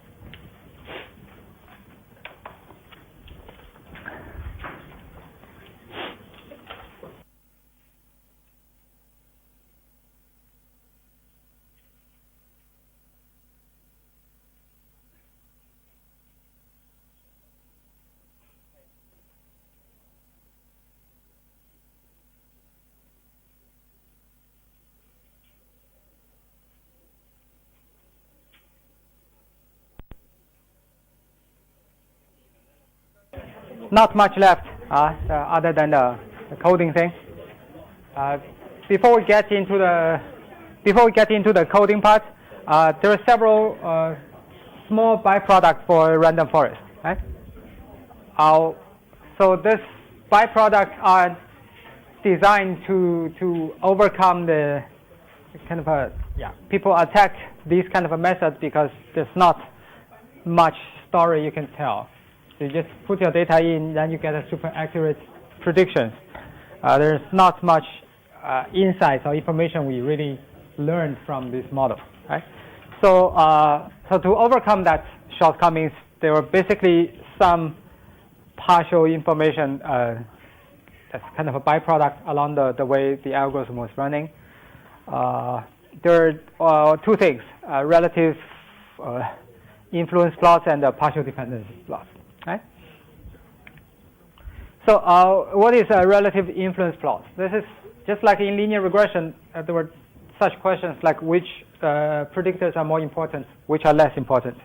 After fitting the model, can we say something about the importance? Right? So this is basically the same idea. This is about the relative influence. Right? So there are two ways of measuring. So in the software package, there are two different ways of measuring the relative influence. The second way is more natural. It's a default. So this is the default one. And the first one is a bit awkward. You need to do extra calculation to get the first one. Right? So let me do the second one first. So the second one basically says, I'm building 500 trees. And on each tree, I have a structure about the splits. And we know that last time we talked about that the length of these branches means the reduction in deviance, right? And that's reduction in deviance due to a particular variable if your split is along x1, right? So we should attribute this reduction in error to x1. Because of x1, we were able to reduce the error by this much, right? So the total amount of, so this plot is basically says, I'm going through all these 500 trees. I want to know how much contribution by x1. So I just go through all the trees, look for the branch that was split along x1, and keep track of the length of their branch, and sum them all together. Right? So you have your total for the 500 trees. At the end of the day, you get a percentage measure. So there's a total error reduction, and this percentage is due to x1 because of all these trees are split there using x1. Right? So so this is just reduction in deviance or residual sum of square, whatever measure it is. So this is a natural way to measure things, and there's no extra computations. Since you have all these trees, you should know the length of their branch. You should know the deviance. So this is just a quick summary to get the reductions that should be attributed to a particular predictor. Yeah. The other one is more awkward. That's like the mean squared error you can have with and without a particular predictor. So you need to basically do two versions. One version is build a model with this predictor x1. The other version is the model without x1. You completely delete that column. Right? Then you compare the difference in terms of their errors. So that measures how much these error were. That's the marginal contribution of a particular predictor. Okay? So that's the other one. Okay? So this is the second one. This is the first one. So this is a standard output from the random forest package. Again, this is a Boston data. 13 predictors are listed here. And if you just look at the one on the right, that's a default, the error reduction due to all these variables. So this is not a percentage. Actually, this is the total Gini index or total deviance, something like that. Right? But you can convert them into percentage. Doesn't matter. But that's a nice picture showing you which variables plays a bigger role, which variables play a smaller role. Right? In here, L stat is the most important one. Later, if you see the data, you will see this is about different housing areas, the average price, right? So L stat is the proportion of people in a low economic status, so the proportion of poor people in that area, right? So that's the important measure of housing price. Then the second one is a room. That's the average size of the houses. Of course, the larger the room, the more expensive. And the third one is about air quality, all these things, right? So they give you the importance of this variable. And these two plots are not perfectly the same, but most of the time they're roughly aligned, right? So unless you need to make a very solid argument, most of the time we just use the right one. This is the default one. The left one you have to do some extra calculation to get that. Right? So that's about relative importance or relative contribution of each individual predictor. Okay, and because this is a random forest, so every predictor might play a some role, right? You don't have some kind of a zero situation. But if you're curious, you can go back and compare this guy with the relative importance of a bagging problem. The same data set, if you run a bagging, versus the same data set if you run a random forest with randomized predictor choice. We said in bagging, because every tree, if there's a dominating predictor, this predictor would dominate in all the trees, and you will see very polarized plot like this. So there's one predictor with contributing a lot, the others having very small. But when you randomize, you can depolarize, let others play some role. So that's the whole idea, right? So you can go back and try to compare all these things. Yeah, that's relative importance. That has not such a huge impact to the prediction. Right? When you do prediction, you don't care about these things. So it's really trying to understand what's going on, trying to make up some stories about this data. But in some other time, this might give you some good information when you are using other models. For example, if you want to use a k-nearest neighbor model on this data, and we have said k-nearest neighbor works really bad with 13-dimensional data. So we have to choose like 2 or 3 dimensions. Which 2 or 3 we should choose? We can use this thing, right? We can choose the top 3. These are the most important variables. If they're nonlinear structures, k-nearest neighbor will easily capture all these nonlinear structures. Right? So this gives you some information about shortlisting the important variables. In some contexts, that might be helpful for other things. Right? Yeah, that's the only kind of usage I can imagine in a prediction context. Right? So the other is partial dependence. This is basically like you have one of the x, you plot the y hat as a function of one of the x, but keeping all the other predictors just as is in the data set. Or in some sense, this is basically I'm pulling out from the whole data set, I'm pulling out all the data points with 4 rooms. So this number of rooms is the average number of rooms. They're not discrete. They're just 4.5 in a particular area, right? So I'm pulling out all the data that is around this area and check their average housing price prediction. So that's the y hat, and just do that for all the. I can kind of ignore all the other predictors. So I have this relationship.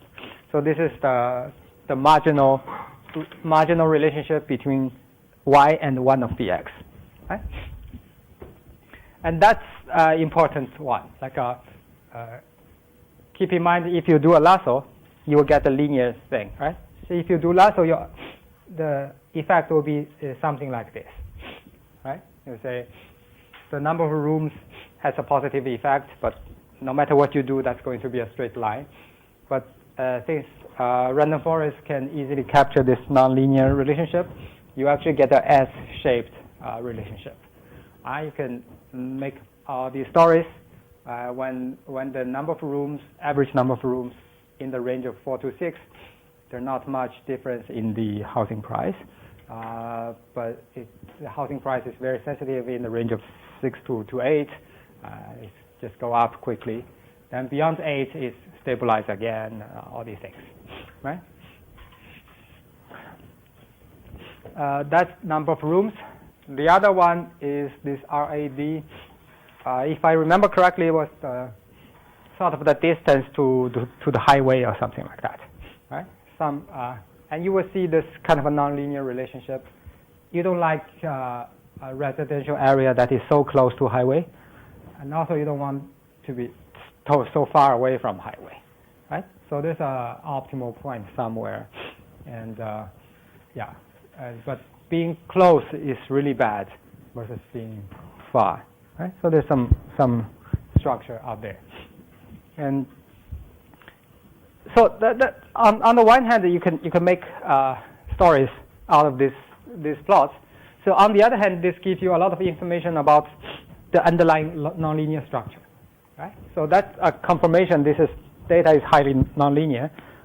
If you're doing a lasso, so you can run this random forest first, draw all these partial dependence plots, and check which one is more nonlinear.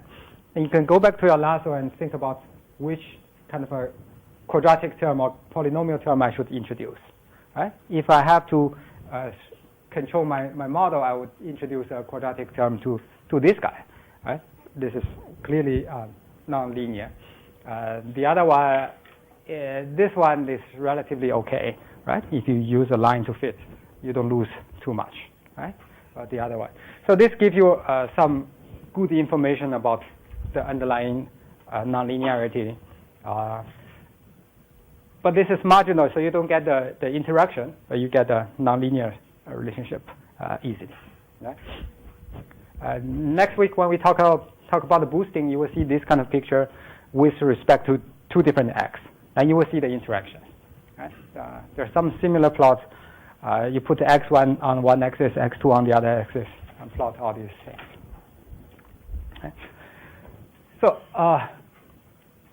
in that sense, I would say because random forest is so user-friendly, so when you do this, there's not much you need to struggle. So that's always the first thing I try on any data set. Just do that. So that's accurate enough that gives you a benchmark. If you build a lasso model that's even worse than that, then just forget about that, right? On the other hand, it gives you a lot of partial information. You can use that information to build your more complicated models. Those models you need more specifications. You have to specify the structures, like lasso when you introduce all this nonlinear thing. So you can borrow some ideas from here and go back and apply it. Right? So the big thing missing in lasso is the nonlinear structure, right? So you can learn from here and manually feed back to the lasso models. So okay, so that's pretty much done. So at the end, let's quickly talk about this. There's no clear kind of a guidance on what we should do, but based on what we have done, there's a message. The message is when you have multiple things, multiple predictions, you can average them and get a better performance. Right? So when we do this 500 trees, we average 500 trees. We get a prediction that is better than any individual tree we have out there, way better than any individual tree. Right? So that's a kind of a insight people got, and people started to thinking about, I don't have to aggregate trees, right? I can put whatever model in there and just aggregate their predictions, right? I can develop all these different things. They all have a prediction on some data points. So I average them. Let's see, are there any benefits? So the most famous example is in the next Netflix competition, like more than 10 years ago, probably. So there were a $1 million prize for predicting the movie thing. And it took people one whole year to reach that threshold. So the first team reached that threshold. So you have an error smaller than some number, you get $1 million. Right? And the interesting thing is you can go to the website because there were so many people became famous after all these things. Not only the group who win this, but a lot of people wrote down about how they participate, what they tried, the roadmap, all this, their understanding. So the famous solution, the top solution, the winning solution, the $1 million solution, was a mixture of 107 individual models. So they built 107 models and aggregate them all together by averaging. Right? So this is not 100 trees, they're all the same thing. There's a handmade 100 models averaged together. Some guy actually wrote an article. The more interesting one is like, I don't remember exactly the rank, but there were two top teams, like top 7 and the top 3. They were there, and they need to be the top 1 to get that $1 million, right? Top 3 doesn't mean anything. So they actually merged the two teams and averaged the prediction of these two teams, and they made it to top 2. So they were, and nowadays in Kaggle competition, like the grocery competition I just posted, if you check the rules, there were specific rules like, can you merge the result from different teams? Like, people worry about all this cheating. It's like all these 100 teams merge. They made there are all these rules, right? But the insight or the motivation are just very similar to random forest. They say, you do something, I do something. Hopefully, we all capture some part of the pattern. Hopefully, we are not perfectly correlated. So our error, when we aggregate, our error will cancel out to some extent, reduce the variance. So today I don't have the demo, but next time we'll show the demo. You just take two random predictions, one random forest, one boosting next time. So you just average the predictions. It's going to be better than each individual, right? But then people kind of manipulate the weights. It shouldn't be 50-50. Maybe you should try 40-60, 70-30, all these things. And then it's getting more and more complicated. But anyway, you can, if you're curious, you can go and read all these guys. They were writing about how they do this. But the main model is going to be boosting. Boosting is all the winning models are almost everywhere. So that's their main models, and they develop some other things just to they're bad, but the point of developing other models is to cancel the variance, right? So quick tiny illustration on why things work, right? So this has been a general wisdom, right? When you push people's prediction, this is going to be accurate in some sense, right? So the quick example is if you have this classifiers, if you have five of them, everybody has a 70% chance of getting correct answer. So if you do a majority vote by these five, just aggregate the five, if you do the calculation, the probability goes to 83, right? If you have 101 such classifiers, you get 99%, right? So what you need is everybody is slightly more accurate than random, right? Then when you aggregate, you will get very, very good results. But the issue is independence. It's very hard to have a lot of independent models because, if you aggregate random forest and bagging, they're almost the same thing. When you aggregate, you don't get anything. You need a model with very different mindset. So people do a lasso model, do a boosting, and do a tree, and then tree doesn't work. Forest and aggregate all these things coming from very different mindset of very different families, and you can aggregate. Okay. Just a quick thing. So recently there was such interest. People tried to set up a formal framework on this ensemble method. So if you think about this, is essentially the idea is I have some training data. Based on this training data set, I try whatever model I have. I can have a lasso. I can have a forest. I can have many, many, many different tools. They all have predictions. Then I want to find a systematic way of aggregating these predictions. In some sense, I want to give them scores, right? You are more accurate, you take 60% of the task. You are less accurate, you take 10%. You are negatively correlated with the reality, you get -5, something like that, right? The important thing is how do we get the weightage, right? So there was some thoughts recently. People say we should set aside another data set, or whenever you have the initial data set, cut a small chunk on the side. And here you can do, what you can do is you can regress the y's with respect to all these y hats.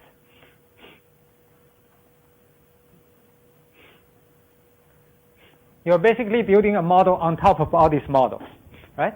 So you can take the prediction of all these models you have built as the predictors, because this is basically different opinions from different models or different human, right? Everybody gives you a number.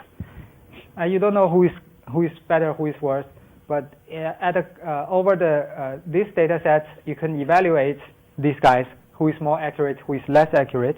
So you can run a regression or some other, even lasso or random forest on top of that to assign the right amount of weight to all these different experts, right? So it doesn't have a regression. Right? This can be anything we have learned. So that we have a two-layer kind of thing. Right? We have been trying to do something like this. I have so 3 or 4 different models. I don't know which one is more correct. I believe they're all possible. So run a random forest, just take their prediction as an input, just generate a final prediction. Random forest at this stage is nice because you don't need to do anything cross-validation. All the other things with a small thing, you don't want to do cross-validation here. So this is something you can try in your project. It's a lot of fun. But in the past, most people just do manually. So you have 3 different models, manually assign some weight, 60% here, 20% here, 20% there, and see the output. You can evaluate the output, right, on a validation data set. You can calibrate all those weights manually, but that's essentially a manual linear regression kind of a thing. Okay. Next week I should have some illustration of this thing.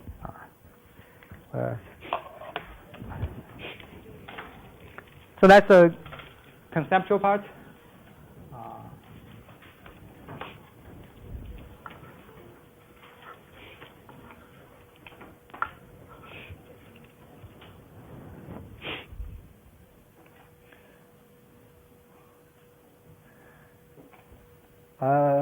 What's this? The first illustration is about the bagging. I want to manually do a bagging. So later we'll use the package random forest. All the things will become hidden inside. Here I wanted to do it manually, and I want to apply bagging not on top of trees, but also on top of linear regression. Right? Just to show you it's possible. It doesn't make too much sense to do that, but just to show you this is possible. So I still use the old stuff, still the same data generating model, same population. Here I'm doing bagging, so I need more data. So I have 50 data points, but to penalize myself, I add some extra error. So the error is pretty big. So I have 50 data points from here. I'm comparing 3 different models. We have the constant model, that's the red line, right? Constant model. Linear model, the blue line. And on top of that, we have the green guy, that's the tree model, right? So last time we talked about how do we use a tree to approximate these nonlinearity. So basically there's 3 models. So these are one run given this original data set.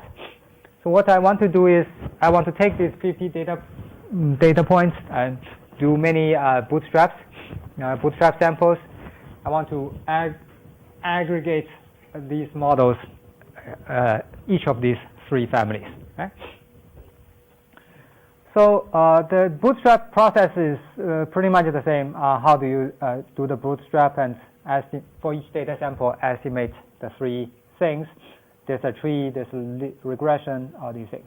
So let's just look at the pictures. So this is 1,000, 500, 1,000 bootstrap runs. Right? All the lines we have seen, that's not very surprising, right? But look at the trees. So we hate the trees because trees are just steps, right? They're just big chunks. Every chunk you have a flat line, right? But when you have these 1,000 things, they somehow smooth out, right? Somehow smooth out. And that's the 1,000 step functions overlaid together. Okay, so these are the individual trees, but that's not what we're going to use, right? We are going to use the average of them, right? Or in other words, for any data points here, we have 1,000 predictions from these 1,000 trees, right? We need to average them as the final bagging output. So the bagging output looks like these, right? You can see when you do bagging on the lines, yeah, it's okay. But the good thing about bagging over the trees is like things start to smooth out, right? Earlier was an ugly step function, but you have so many step functions overlaid together. When you take a average of all these 1,000, and the average is this red line, right? Nicely captures the nonlinear relationships.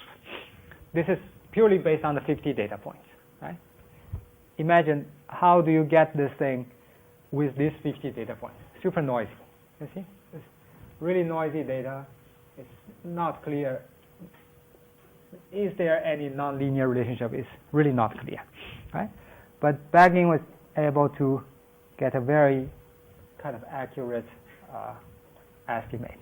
Right? That's the power of all these things. So at the end, there are some numbers. If you compare the mean squared error, Bagging easily beats linear regression and constant in this case. But the beauty is really in the bias. It has a tiny bias. Look at bias is basically the difference between the red line and the blue line. Right? That's the tiny bias. Is still variance is still the highest among all these, but yeah. So variance reduction is not very effective here, right? But overall, it easily beats the other models. Right? Okay. So just quick illustration of what exactly a Bagging model look like, right? That's a Bagging model, average over all the trees. Okay. Okay, now we can do the coding. Where are we? So we are going to do the Boston housing data. It's in a package MASS. No idea what's that. So if you check the help of this data, you will see there are 500 data points, 506, 14 columns, 1 is Y, 13 X, and all the description of the columns, crime rate, what's this? No idea. Industrial. Interesting one is this guy, Charles River. So these areas next to Charles River or not is a dummy variable. Nitrogen oxides, this is the air quality, average number of rooms, age of the area, age of the owners, right? No, age of the houses. This is the radius, earlier the one, distance to the highway, and all those things, right? So let's not spend too much time on this. So this data is quite clean. There's no missing numbers. Everything is there. The only one is this Charles River. This is a dummy variable, supposed to be factors, right? So we need to do a conversion. And then we're done. So as usual, we split the data to training and testing. And again, we do this data for testing is to simulate the situation that somebody else will keep the test data to evaluate what we have done, right? In your real world, you don't need to do this. Just use all the data to do your training, right?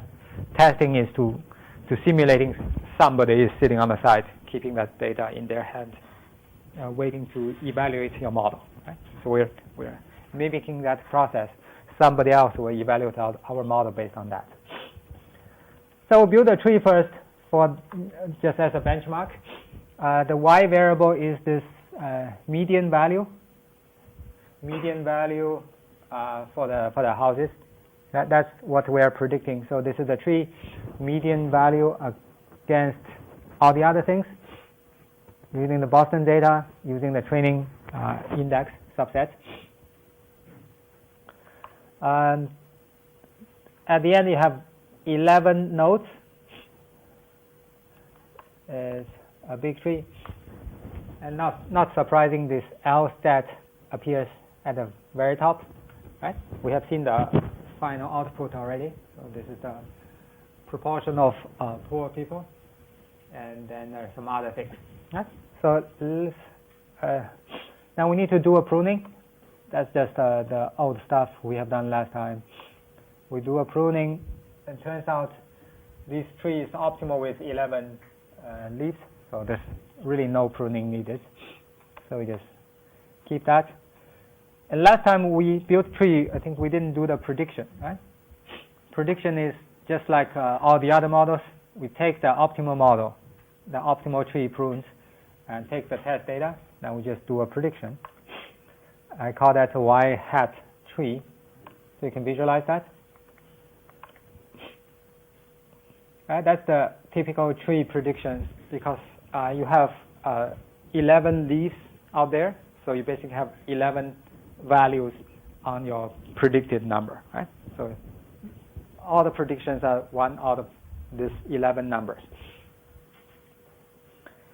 We can measure the mean squared error. Again, prediction minus the true y squared, then mean, right? Mean squared error. So this is, where's my mean squared error? 28. So this is the mean squared error for the tree model. So that's what I have plotted earlier. Now, random forest. Right? There's a package called random forest. And everything is random. Even bagging, because of the bootstrap process, is random. Right? So set some seed somewhere. So I'm illustrating the bagging idea. Right? In practice, we don't do bagging, but I'm just illustrating. Basically, there's no function to do bagging. So you basically do random forest, but choose the m, so the number of predictors, to be equal to p. Our p is 13 here, so just choose all the predictors in every split. So that's quite fast, and the output says this is the formula, data, parameters, and some subset. This is a regression problem. 500 trees by default. We didn't specify how many trees, right? You can do that by having I think this is an n tree or something like that. There's a n tree parameter here. Yeah, default is 500. Right? And what else? This is the m parameter, number of variables tried at each split. Right? We set that to be 13. That's equal to p. This is the MSE out of bag error of the final, and this is the R square measured on out of bag. Right? These are not in sample measures; they are measured on the out of bag. You can do a plot. This is how the error goes down as you add more trees. Okay? Predict is the same. Use your model. There's no parameters. Use your model and take the test data, so you can do a predict. So if you plot, this is way better than the tree prediction. Right? This is way better. And mean squared error. Mean squared error is 13.5. Right? Tree was 228. This is just a bagging. Are we okay? Mm-hmm. So back to random forest. Now we do the default random forest. The only difference is earlier we specify m try to be 13. Here we don't say anything. If we don't say anything, they use the default 1/3, right? 1/3 of something. So you can read the code and figure out. Or you can read it from here. So the default is 1/3 of the p and rounded to the nearest integer. So that's 4. What about the OOB error? 12.23, 12.19. Actually getting worse. Right? Using the default m try is worse. So you can plot it out. That's the same thing. You can do the prediction. Right? So if you measure the all the mean squared error we have measured here are on the test data, right? So in terms of the test data, random forest beats the bagging model by another like 10%, less than 10%, right? 13.5 to 12.6. Right? That's later we'll optimize it a little bit. Optimize the m try. But before that, let me show you the variable importance. So if you just type importance, this is a function in the random forest package. If you just do importance of that model, it just calculate the reduction in the deviance. If you want to plot, this is a variable importance plot. That's the thing in the picture, in the slide. And just like I mentioned earlier, this is the default thing. Earlier we have 2 columns, right? The other column is a more complicated measure of variable importance. If you want to get that, you need to specify that at the very beginning when you build your forest. So this is the way. So in order to specify that, you need to add this importance equal to true, right? So at the process of building the forest, they keep calculating things. Let me just do it another time. Now so the other information are the same, right? So all the other things remain the same, I think, right? If you check the importance, now you have 2 columns. You can plot them out, right? But most of the time they're not so. The extra information is not that much. Also, you can do the partial plot. Partial plot, you need to take your model, your random forest model. You need to specify a data. In general, we just use the training data here and specify the variable. So we are plotting with respect to room. You get all these partial plots. This is what we have seen. This is the distance to the highway. If your x variable is categorical, you get a bar chart. There are 2 categories. It just shows you the average price of the 2 categories. Right? That's simple average. That's nothing. Average of the predicted y, average of y hat, not average of the true y. Right? Okay. Next, we need to figure out how do we tune this random forest. We need to choose the m trie, the m, right? M trie parameter. There are 2 ways to tune. There's a built-in black box method called tuneIF. It's a pretty ugly function. You can let me run that. It's ugly in many sense. The first is you need to split your data into x and y. It's ugly. It doesn't take the original model. You need to specify the starting value to try. I use the default 4. How many trees? And step factor is if you realize 4 is not good enough, you go up by 25%, go down by 25%. Right? So you need to specify the step, how far you would travel. But I really hate this thing. If you run that, that's what you see. Right? You say, a mem try start with 4. I have an OOB error this much. I'm trying going left or going right, just larger or smaller. Somehow it decides to go right, and m try is 5. Then you get a smaller error. Then I have no idea why it just stopped there. You can try multiple times. Sometimes it tries 3 points. No? Right? And just stop there.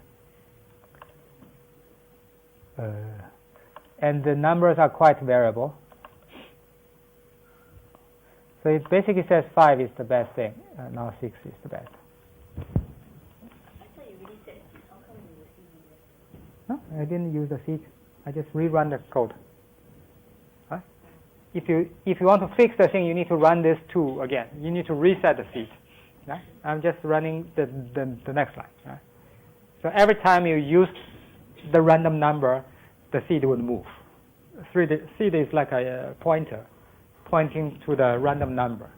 Whenever you sum of any function use the random number generation, it moves forward. So you actually don't know exactly where you are, what's the current seed or current location. Right?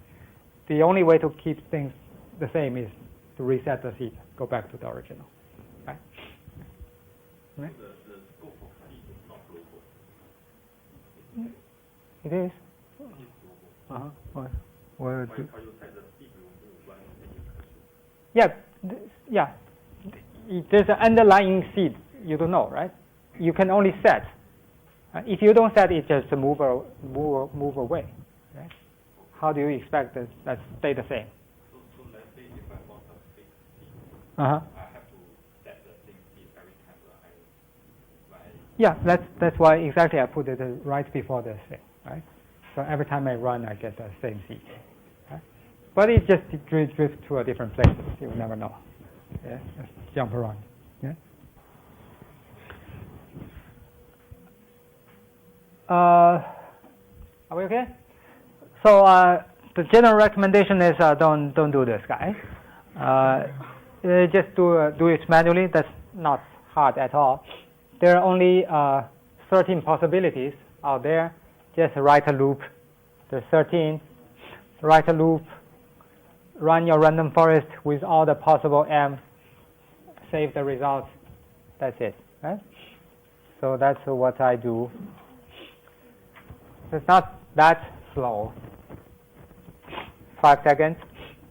Then you plot. That's the OOB error of all the 13 models. Right? So earlier we were struggling between here and here, here, here. That's really local kind of thing, right? You don't see the bigger picture.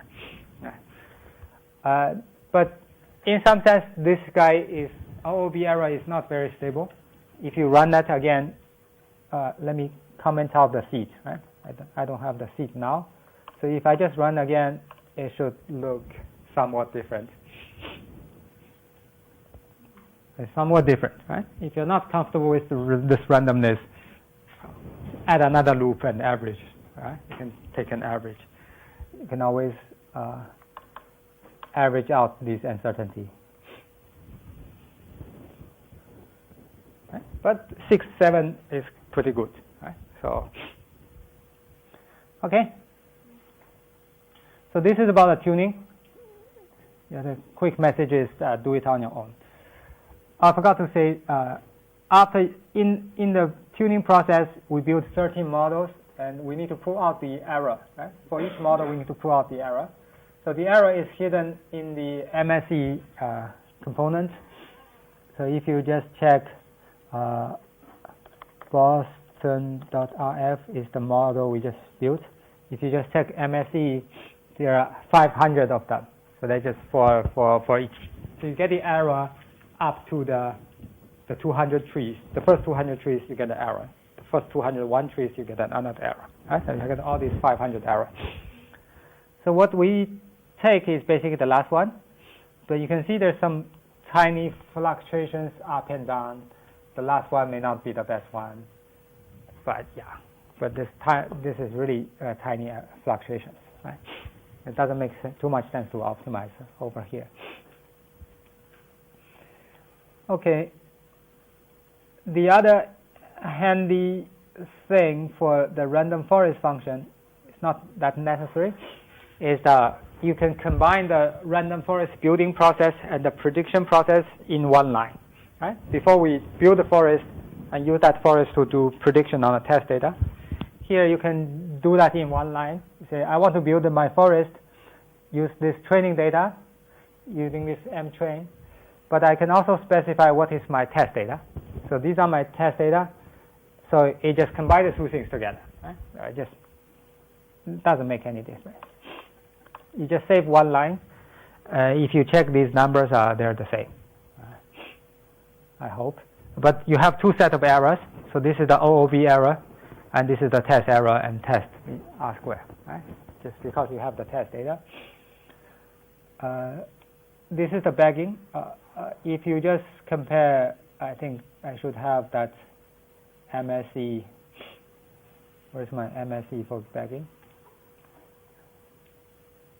I didn't do that here. Let me do the random forest. What I'm trying to say. And also earlier you have the MSE, now you have the test error. So since everything is run here, you can just pull out the test error. Yeah, this is where you find the test error here. And what do we see here? So we run the bagging model twice. You have exactly the same test error. So one is we did that in 2 steps. The other one is we did that in 1 step. Right? That's no difference. But the random forest is different. RF and RF2, they're different because I changed the M try. Because earlier was using the default M try was 4. Now I changed that to 7 because I found 7 is the optimal. Right? So there's tiny benefit of optimizing that. But that's it. And you can do all the plot. This is the plot in the slides. I can skip that. Okay, so that's about bagging in the random forest. So we managed to get from the error 28 to 13 something, then to 12 something. Next time we'll do boosting. Boosting easily go to 11 something. And if you spend enough effort, you can make it to 10.6, 10.5, something like that. Right? So there's another like 10% improvement using boosting. Right? But to get that 10%, you need like a 100% effort. So this is basically effort-free, right? So we just, relative to the trees, we didn't do anything. Next time we'll spend a lot of time thinking about how do we dig the extra value out there. Okay, at the end there was another different implementation of the random forest. I just show it here. In case if you're doing some data competition, you want to try some different model so that you can do ensembles, this is a different model. So the idea is, basically says, earlier when we do bootstrap, we said on average 2/3 of the data points will be in bag, 1/3 will be out of bag. But 2/3 will be in bag, and you have a lot of redundant points, right? Because the 1/3 of the empty slot was filled by redundant points. And these guys said, let's not do this bootstrapping thing. Let's do a lot of redundancy. They said, let's just sample 2/3 of the data points from the original data. There's no redundancy. Just sample 63% of the data points from there, and keep the rest empty. Right? Instead of keeping the rest redundant points, I just keep the rest empty. So that's a different view. That's not bagging or random forest per se, but it's like doing training and validation multiple times. Right? You basically say, I have the data, I cut that data by 2/3, 1/3. I fit my model, I estimate this thing. And I repeat this thing 1,000 times, and then aggregating this. Right? It's not bagging at all, but it's actually also here. This, if you just say replace is equal to false, so you basically sample without replacement. So that's what I just talked about. If you sample without replacement, you cannot get n data points, right? Otherwise, it's exactly the same thing. So if you check the help with my help, if you just check the help of random forest, it would explain what do we mean by replace equal to false. Should the sampling be done with or without replacement? It doesn't say anything. But this is basically, with replacement is the bagging, bootstrapping. Without is just purely sampling. And you can see the sample size. This is the place you need to read the code. So the sample size is the size of your extra samples you're generating. If you're doing bagging, the sample size should be just exactly n is n, right? The number of rows in your original data set. But if you're not doing bagging, you are basically taking 63.2%, right? Can you guess what is this 63.2%? Earlier we have this 1 over E. Remember what's that? Right? So that's 1 minus 1 over E. Right? So this 1/3, 2/3, 1/3, right? That's roughly. It's just a different view of doing things. It's not exactly random forest. But this thing happens later in boosting. Boosting has this thing too. So I just highlight it here. So at the end of the day, you will see all these algorithms basically mess up the rows and mess up the columns in some way, right? So you need to choose a way to mess up the rows and columns. Right? So if I just run that, this is just a model candidate. I just run that. All the others are the same, but random forest 3, is slightly worse. Probably you can plot y hat random forest 3 and y hat random forest 2. Let's see where's my y hat typo. What? Where's my y hat? RF. So they are highly correlated, right? So the two different methods, they're not that different. You just check some tiny thing. Okay. So let's stop here. So this is going to be the most useful tool because it has the least kind of thing to play with. Sometimes people just find there's really nothing to play with, so it's hopeless. If you run a prediction, that's the accuracy. There's no other way you can improve that because there's nothing you can change. It's hopeless.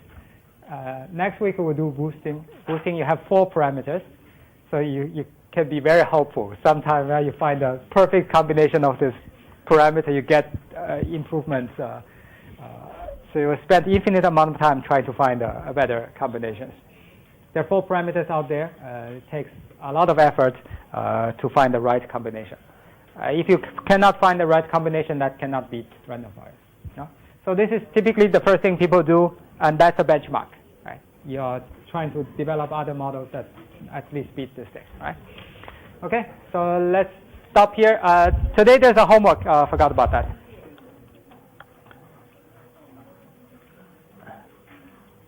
So today the homework is not the random forest part. I'll leave the homework random forest for the next week. So when we finish the boosting, we will apply all these tree-based methods in the same data set and make a comparison. But today let's do the ridge and lasso. So just said apply this bootstrap idea on ridge and lasso, generate a lot of bootstrap data sample. Fit your region lasso and find the range of all these betas, right? And the important thing here is when we fit the region lasso, when we estimate the errors, we choose a particular model. So we fix the lambda at a higher level, right? You see the difference? So we first use the data sample, do the cross-validation, find the optimal lambda, just like last time. We already have the optimal lambda from last time. So given the optimal lambda, that's our optimal model.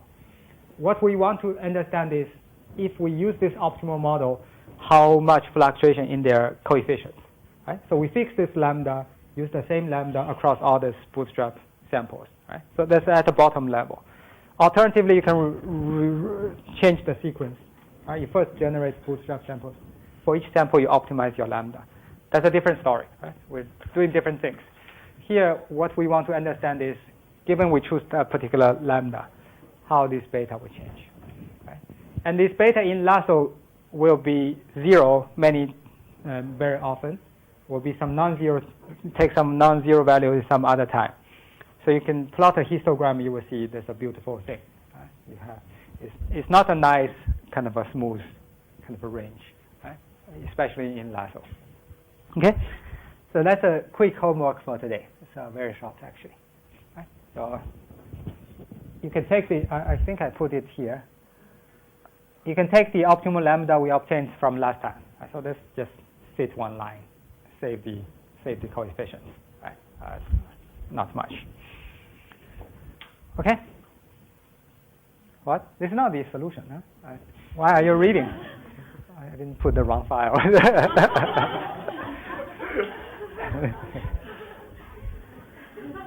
Okay, let's stop here. We have 2 more classes. Next time we'll talk about boosting. Next time we'll talk about unsupervised learning, clustering, PCA. And next, we do test. 3 more classes.